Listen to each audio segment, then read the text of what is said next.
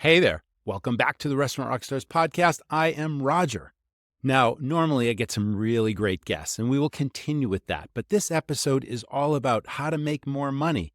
And it's just me telling you just that, how to make more money. It's a brand new year, time to put your house in order. This will include immediately actionable and proven ideas to help you boost your bottom line.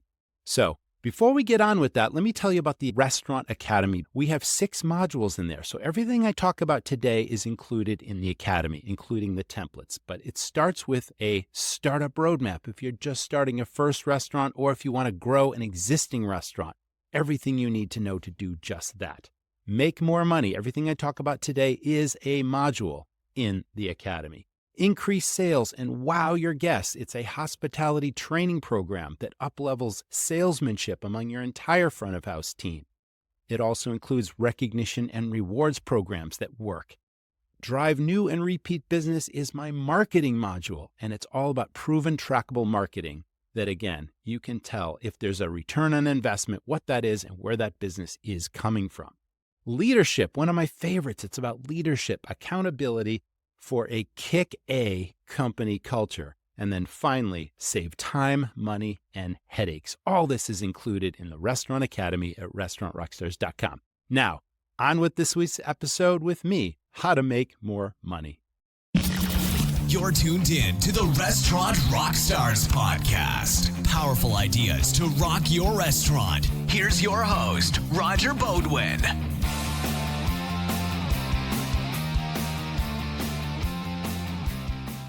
Every guest in your restaurant sees your menu. It's your most important and effective marketing tool, and every impression counts.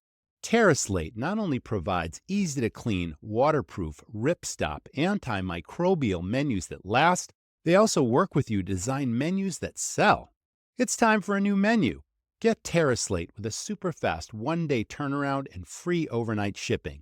Go to TerraSlate.com. That's spelled TerraSlate.com. Restaurants sell tons of fried food, and your customers love it. But the hassles, hazards, and mess of fryer oil, cleaning hoods, and all that grease, well, you can forget all that with Restaurant Technologies. They deliver your oil, filter it, monitor usage, collect and recycle your waste cooking oil. Their AutoMist system automates your hood and flue cleaning, eliminating the fire risk. As a Restaurant Technologies customer, you'll also save 10 to 15% in your insurance premiums. Plus, get a bonus for new customer referrals. Get started at rti-inc.com or call 866-399-3639. Thanks for being with me. Again, this is all about how to make more money. So I'm going to present a series of important topics. If you don't have these in place, you want to think about doing this. Now, I travel the country quite a bit. I speak at major food shows across the country, and I meet customers of major food suppliers. And I'm at national restaurant shows, and I work with state restaurant associations, and I hear the same thing over and over again, that the financial systems are not in place in a lot of restaurants. They're leaving lots of money on the table, and this is what you can do about it. So let's start with something near and dear to my heart. Inventory for a lot of restaurants, hopefully not yours, is not about what's next week's order and placing that order. It's about calculating the true value of your goods on hand, both food and beverage, every single week for a 4-week period minimum. And I'll explain why that's important, because you cannot take an accurate food and beverage cost and get your cost percentage unless you do this.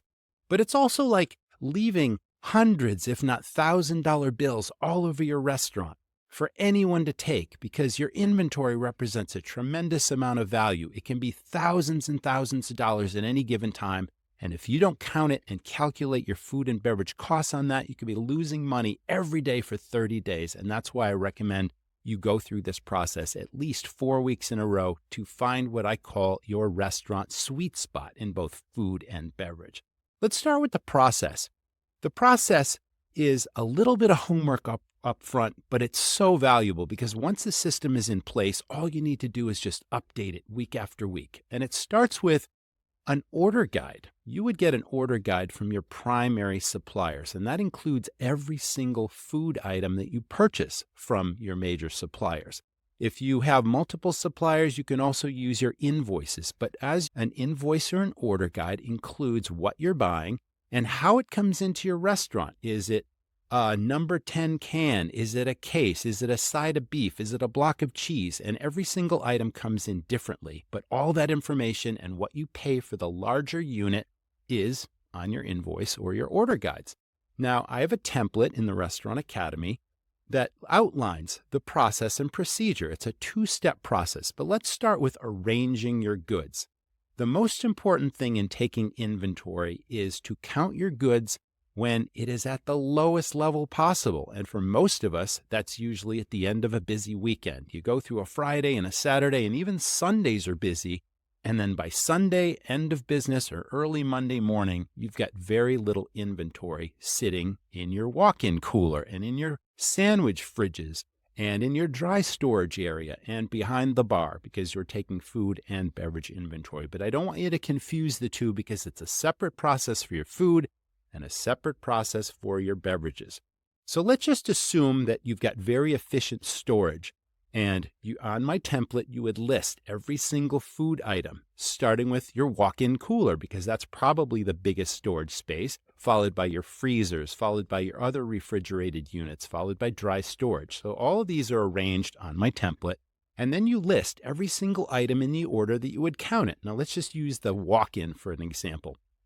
You open the door of your walk-in, you walk in, and there might, depending on the size of the walk-in, you might have a shelf down the left side and a shelf down the right side and one along the back. There might even be a shelf in the middle. So the whole point is to methodically take the spreadsheet with everything listed on it and take physical counts.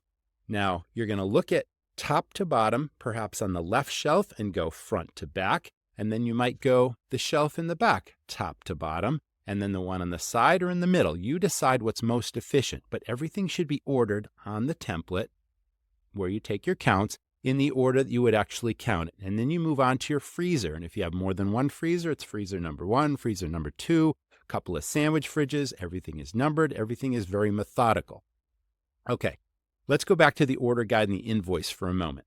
Everything has a price to it. Now, my template has a very simple calculation, and it's automatically calculated, but the homework is you must enter the cost for the total unit. And then there's another column where you break it out. So let's just say something comes in by the case, and there's 4 packages of pepperoni, for example, in the case. Okay, if you pay $20 for the case of pepperoni, and this is just for an example, then there are 4 packs that are each worth $5. The template is going to automatically calculate the individual unit value of that case. And then when you count and you say, oh, I've got 5 bags of pepperoni, 1 full case and 1 extra bag, you put in the 5. This template automatically calculates 5 times 25 and your value is $25. Now, when you go through this whole exercise for every food item in your place, the template is going to automatically calculate the value at a given time. At the end of that weekend, a total value of every single food item that you have in stock. The only other thing I need to mention is there are certain things that are very challenging to count. I call them pars. Maybe you have spaghetti sauce in giant buckets, 5-gallon buckets, because you make your own sauce every day and it's in the walk-in, okay? You need to assign a value to that, a rough value that doesn't really fluctuate from week to week. The same with spices. We all have these big shelves with all kinds of spice bottles, and that might be $300 at a constant. That is a par. So instead of going through the onerous process of counting the spaghetti sauce and counting the salad dressing and counting all the spices, we just assign a value that you think is reasonable that doesn't really fluctuate from week to week. And it turns out to be really accurate over a 4-week period. Okay, let's just assume we've done all this. You've taken your order guides, you've entered the items in the order you would count it, and then it's automatically calculated the value. There's a second step to this process, and it is how you calculate your food or your beverage cost. So I don't mean to confuse you, so let's slow down a bit. You just took your inventory.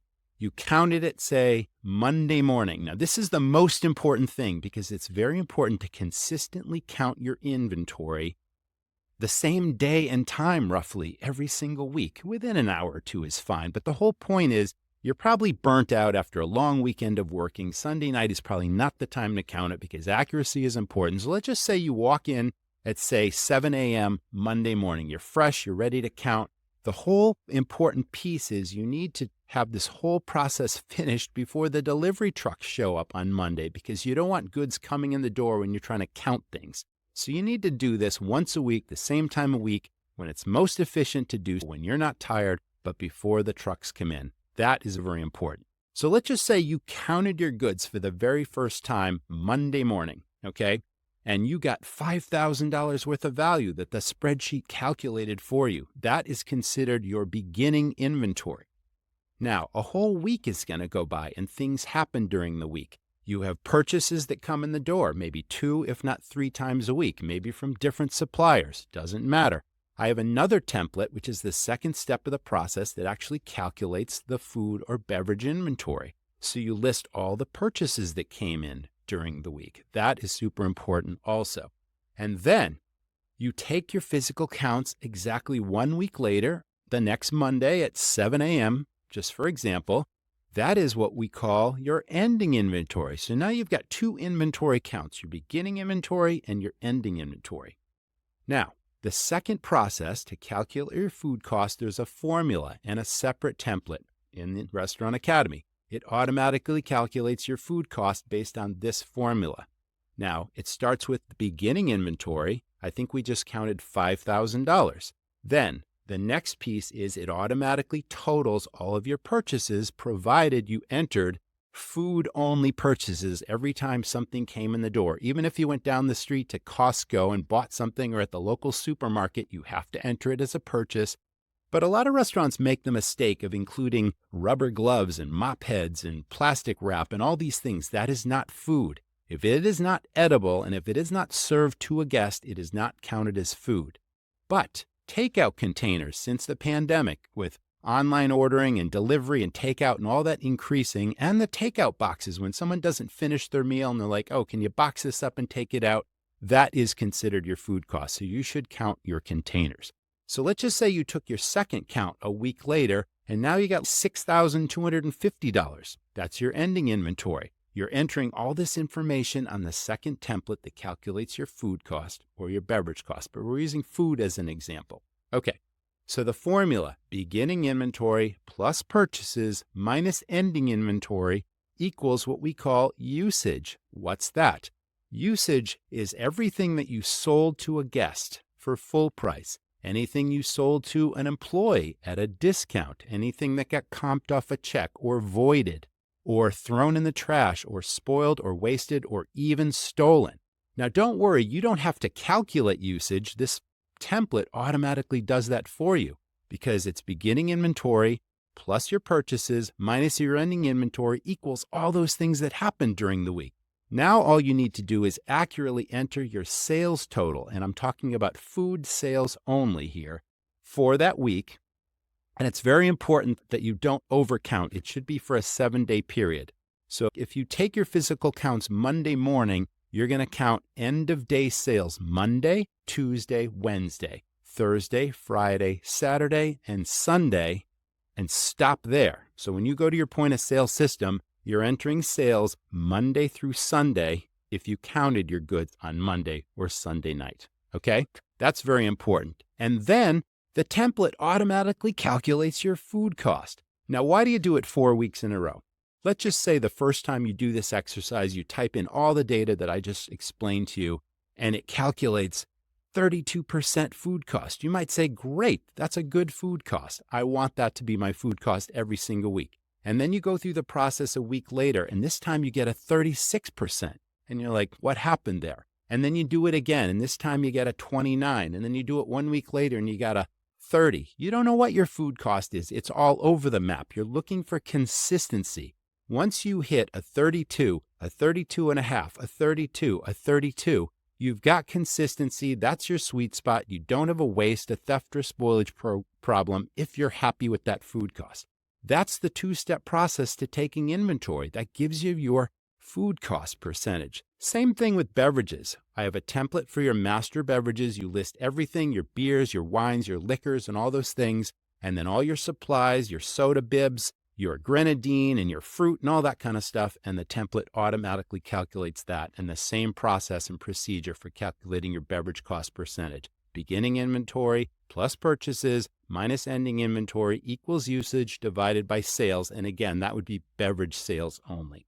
Okay, so that's the two-step process for inventory. And yes, it is not walking around figuring out what your next week's order is. This is a really important thing because, again, it's like leaving lots and lots of money. And let's just say you don't take inventory. What if you think it is about placing next week's order? You could be losing money every single month until you figure out, I've got a sweet spot, and it's 32%. Okay, let's talk about the importance of labor costs because food and labor are your two biggest expenses in your restaurant. Okay, labor costs, that happens every week also, and labor is more expensive now than ever. I don't need to tell you this, mostly in the kitchen, because most states allow the tip credit, and tipped employees obviously get paid half the minimum wage in many states in the country. But let's just figure this out. You might do payroll twice a week. You might do it once a week, biweekly, monthly, however it works. You calculate based on the payroll report comes, whether you do it yourself or it gets delivered by a major payroll provider. You've got a bottom line, and that might include your salary, your manager's salaries, all of your waged and tipped employees, and all the taxes you pay, the FICAs and Social Securities and the state and the federal and all that kind of stuff. The bottom line is your labor cost. Whether it's weekly or every 2 weeks, you get the idea. I used to calculate that two ways. I used to take overall labor, and maybe that was $15,000 for a week. And then I would go to total sales, everything we sold. We sold food, we sold beverage, we sold retail merchandise. All those things got added in. And then the simple calculation was total labor, $15,000, divided by total sales. Okay, and then we again looked for a sweet spot. We calculated this both ways. Overall labor and then kitchen labor because it's the most expensive. So then you separate from your payroll report what are the kitchen employees. You would literally go to every single person and then add all that up, and the template does all this stuff for you, and you add up your kitchen labor only, and then you divide that by your food sales only, and that gives you a separate number of your labor cost in the kitchen. Now, I would compare this every single week because I knew that when I was most efficient, my labor cost overall was 28% in my restaurants, which was awesome. My kitchen cost was a little higher, but when it averaged out with the overall labor, my total labor cost was 28%. And if I knew that sales were a certain amount and I hit that 28%, and then suddenly a week later I had a spike, it went to 30%, but sales were relatively the same, then I had to dig a little deeper. So we have a template in the Restaurant Academy that allows you to dig deeper into the different departments, and you find out, okay, where did the spike happen? And then you investigate, why did this happen? And this is how we can get back on track with our sweet spot. So that's labor cost. That's really important. Listen, your restaurant wants more business. Birthdays bring more business, not just more guests, but 40% higher check averages. Best of all, more birthdays happen Sunday through Thursday when you want more business. You can get an all-done-for-you service that sends you all the birthday business. Don't lose birthdays to the competition. Go to jointhebirthdayclub.com/birthdayrockstar. It's a piece of cake. Taking food and beverage inventory is vital to determine your true food and beverage costs. It's not about placing your orders. It's calculating the value of your products, which can be many thousands of dollars each week. Don't leave your profit to chance when Sculpture Hospitality are the experts with a system. They don't just manage your inventory, they give you a clear picture of your restaurant profit. Get a free inventory consult at sculpturehospitality.com. Okay. There are labor abuses in the restaurants, as seemingly innocent as they seem. Now, let me tell you a story. I go back in time when I owned and operated restaurants, and I used to do the early payroll calculation. I didn't calculate the payroll, but I literally took the schedules and I reported people's wages to a payroll company that processed it. And that all came from a point of sale report. You'd print out your labor report. And then I noticed, I'm like, wow, I have all these people. I had 55 employees in my biggest restaurant, for example. And I noticed that out of those 55 people, I had about 20 plus people punching in early, anywhere from 5 to 10 to even 18 minutes early. and I had to investigate. So people used to come in the door, and I'd look at the schedules, and I would compare the schedule time that they were supposed to come in to the time they actually punched in. And I noticed that of these people that were punching in early, they did it consistently. What's the first thing that people do when they walk into your restaurant? They go right to the point of sale system, they enter their code, and they punch in. Then I noticed they were hanging up their coat, and the ladies would go into the bathroom and they'd put their makeup on, and then they'd come out, and then they'd chat with their friends for a minute, and then they'd go to the bar and they'd get a free soda because that was a benefit. And all these things were happening, and that's where the extra 5, 10, 15 minutes was happening. And I thought to myself, we're really good to people. We have recognition rewards programs. We have strong morale. It's like we really care about our people, but that's just an innocent abuse, and we can't pay for unproductive time. Now, we knew that there were certain times that our leaders in our business would ask someone to come in early. Maybe the dishwashers from the night before, there was an extra big stack of dishes and it was late, and the leader just let that person come home, and then the person coming in. I mean, we had this balance where people just helped each other out. But let's just say people were called in early. I created a template also in the Restaurant Academy that said, listen, I explained to my people, we're really good to you. We got recognition rewards. We pay you well. We appreciate your efforts. But we can't have people punching in 15 minutes early, 10 minutes early here and there.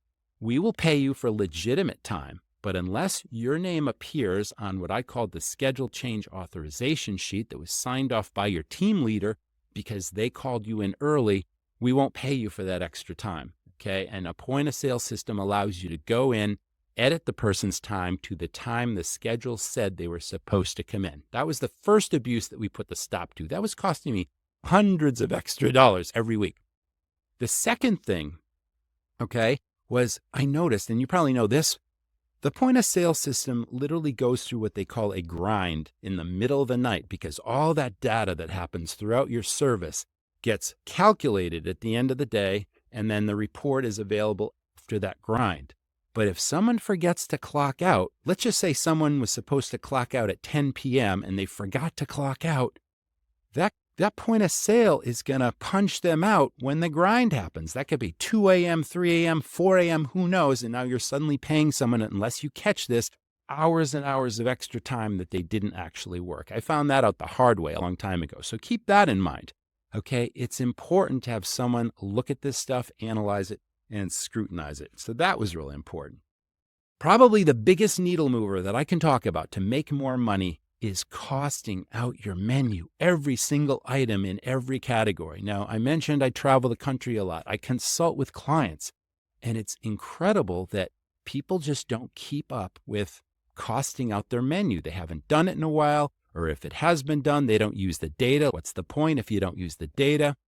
But it's literally calculating what we call the plate cost. What are the ingredients costing you? Forget the labor. We're just talking about the ingredients to serve a menu item to a guest. What does that cost you? Okay, so that's a process that's super, super important to do. But once you have a cost sheet for every single item, your appetizers, your entrees, your desserts, soups and salads if you have them, burgers and sandwiches, pizzas, all of those are categories. You need a cost sheet on every single item that gives you a total list of what the ingredients are. Now, there's some homework involved there too. I would work with your chef or your kitchen manager, or even if you do business with a large box supplier, they can do this for you. But get it done because it's so important. What I find out most often is profits are all over the place. Now, we talk about inflation all the time, right? Goods keep going up. It's volatile. Chicken wings, eggs, avocados. It's like there's certain items that have just gone sky high. And if you have a Mexican restaurant and you rely on chicken wings and avocados and cheese and all this kind of stuff, and if the price spikes, and you don't know about it, or if you don't watch it, it's like you're suddenly losing your margins. And the whole point is to make money in this business, okay? You're in business to make money. All right, let's talk about that. Let's just say that you've calculated your item plate costs. You go to your invoices, your order guides, and you reverse engineer how something comes in the door. If it comes in a case, and if there's 4 bags of pepperoni in a case, you figure out how many pieces of pepperoni are in a bag. You get the idea. It's simple math, but the template will calculate the bottom line for you. And now, there's 3 things that are important on a plate cost template.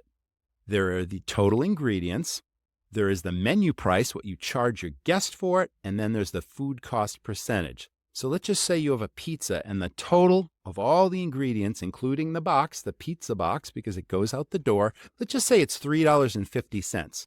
And let's just say you charge $15 on your menu for that pizza. And then there's two calculations that the template will do for you. It's going to show you what your profit is for that dish. And the profit is simply what is the cost, the ingredient cost, less what you charge the guest, and that's your profit. So if it's $15 menu price minus the $3.50 cost, there's your profit. And then the plate cost of $3.50 divided by $15 gives you your food cost percentage. What do you do with this data? Well, the very first thing is you rank them in every category, from most profitable to least profitable.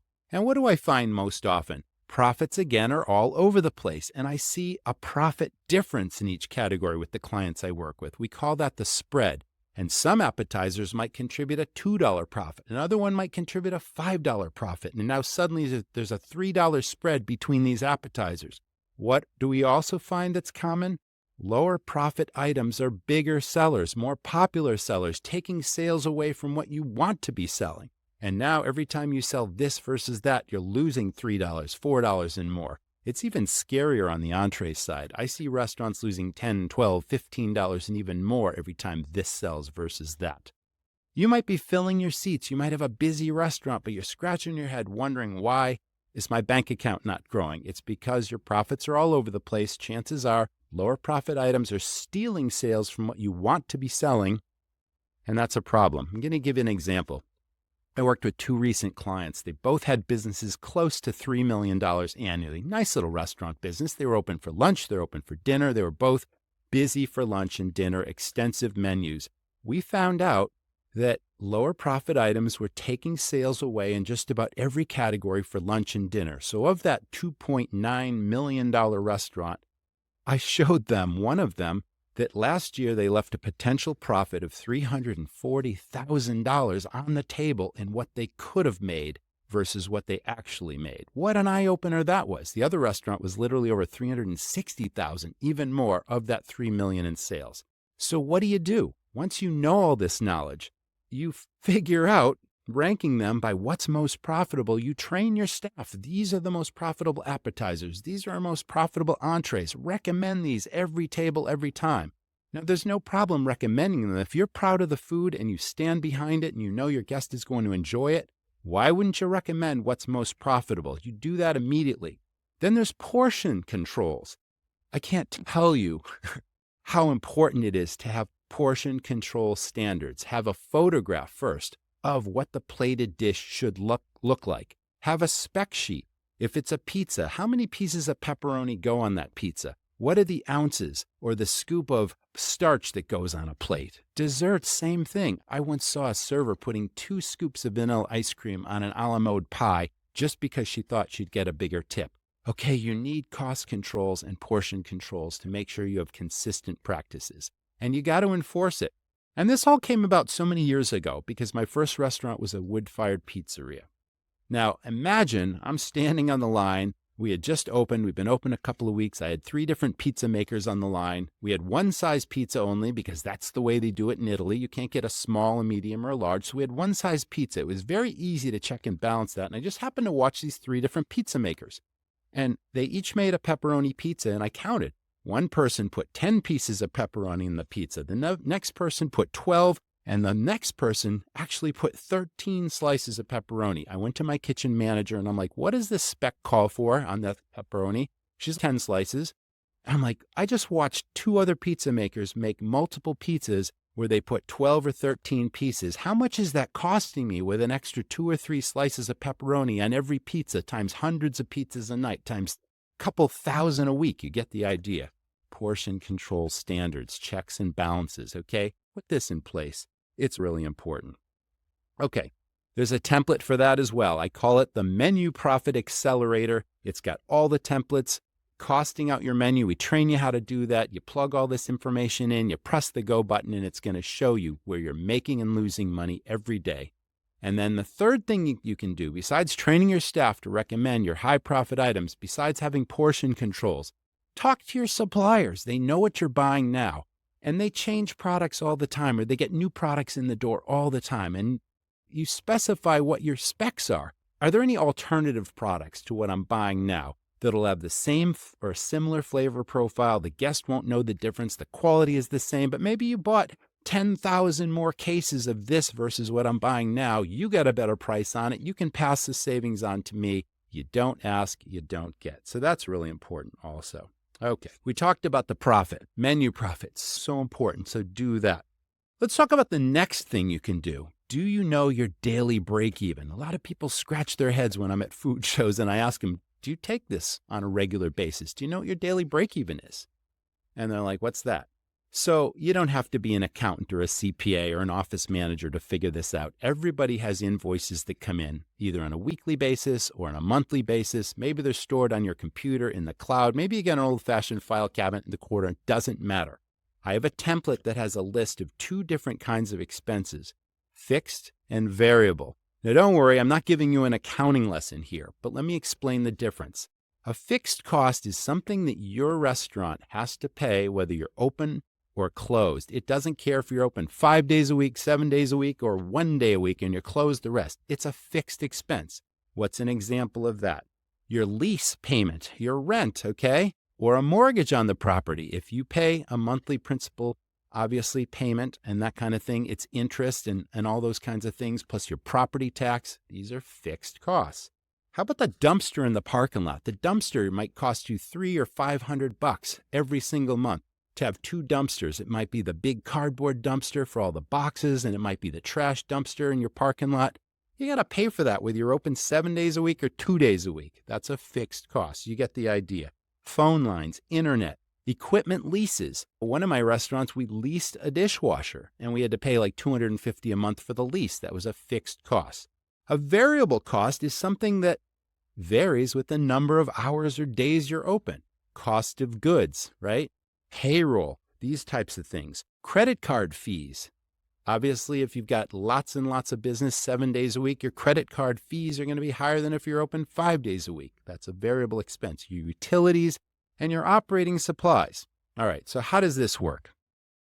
The daily break-even template lists first all of your fixed costs and then all of your variable costs. Go to the file cabinet in the corner, ask your office manager, ask your accountant, or go to the cloud, wherever you got this stored, and you make a list of all these things. And how much does it cost you on a monthly basis? Now, your lease might cost you $5,000 a month. Just an example. It's easy to plug that in. Your cost of goods, you have to add up your purchases of your food and beverage for 4 weeks in a row and add all of that into the template so it can automatically calculate a month's worth.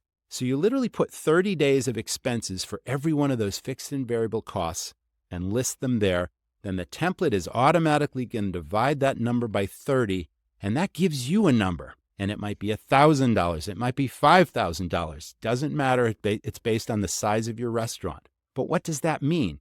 That means it's what it costs you to put the key in the lock every single day, open the door, put the lights on, have food in the walk-ins ready to serve the guests, have staff there to prepare the food and to serve the customers, and have the dumpster in the parking lot and the linen service and every other expense, whether you serve 500 customers that day or only 5 customers, it's going to cost you that much just to open the doors. So what's the point of this exercise? The point is, unless with consistency, your restaurant, let's just say your break even is $2,000.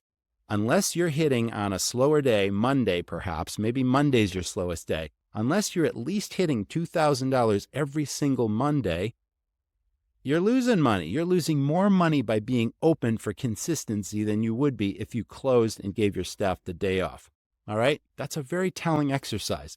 But first, I recommend you figure out what your slowest day of the week is and you come up with a super promotion that drives business on that day. If you absolutely can't do that, then again, it makes more sense to close unless you're consistently hitting that $2,000. The last thing I want to talk about is a lot of restaurants are seasonal in this country. Like I had 2 seasonal restaurants. I was only open during the winter. We were at ski resorts. And then in the summer, the sidewalks rolled up and the customers were gone. I had to close.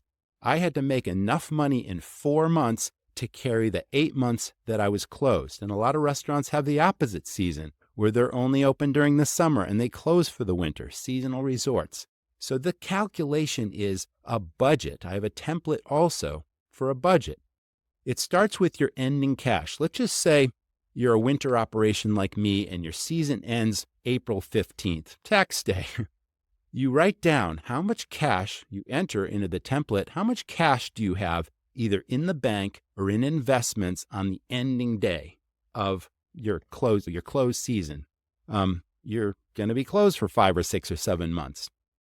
Let's talk about the investment piece, because you have a bank account or a couple of bank accounts where you keep all your cash, but we used to park all of our extra cash. As we made profit throughout that winter season, we had a money market fund that we would invest the money and it maintained its dollar value, but it paid a little bit of interest. But when we're talking about hundreds of thousands of dollars that we were sitting on at the end of the operating season, even if it was a minimal amount of interest, the more money I had in there, it would pay us a nice return over the course of the closed months. Okay, so you got your cash on hand and you've got your investment cash in a money market fund, hopefully. Then you list all of your fixed and variable expenses again in this template, what you know is going to happen when you're closed. You still have electricity, perhaps. You still have utilities. You may send the dumpster bye-bye if you're closed. That's fine. You might still have heating oil. Different things, right? Some things will go away because you absolutely don't need them. Some things will stay, but you make a list of all the expenses that you still have to pay every single month until you reopen. And then you want to have a cash cushion because you know that when you reopen, it takes a little while to generate positive cash flow again. You've got labor right off the bat. The deliveries are coming in the door. You've got to pay COD for your alcohol. I always had a $20,000 cash cushion that absolutely had to be there at the end of that 8-month period when we reopened for business. So I put that in. Now, the only missing thing was there's a couple of blank lines in the template because unexpected things happen. It might be the middle of summer and something breaks that you absolutely need for the winter that you've got to repair. So you plug things in as they happen, but you do this calculation every single month on the template and it reduces the amount of money because you've got your cash and your investments minus these expenses month after month, minus your $20,000 cushion. And then as you get close, the whole goal is to make sure you have at least that cash cushion of $20,000 or hopefully even more when you reopen. That's about it, guys. Everything I talked about, again, is in the Restaurant Academy. Check that out at restaurantrockstars.com.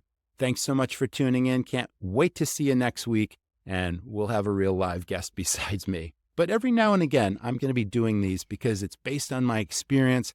I'm proud to say I had double the profit of the average restaurant in this country. And with shrinking margins, you want to maintain those margins, if not grow them. It's more and more challenging to do this all the time. So I hope today was helpful. Thanks so much for tuning in. Thanks to our sponsors this week. Can't wait to see you next time. Stay well. Stay tuned.